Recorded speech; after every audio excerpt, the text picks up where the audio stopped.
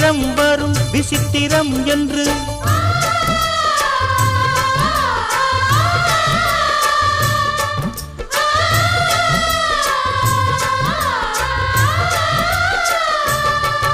ஒரு நாளும் உனை மறவாத இனிதான வரம் வேண்டும்.